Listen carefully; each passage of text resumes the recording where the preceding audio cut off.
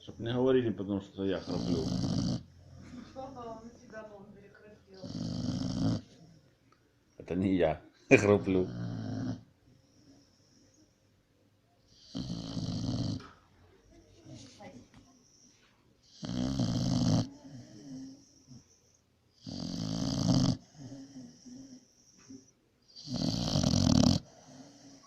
Он дергает.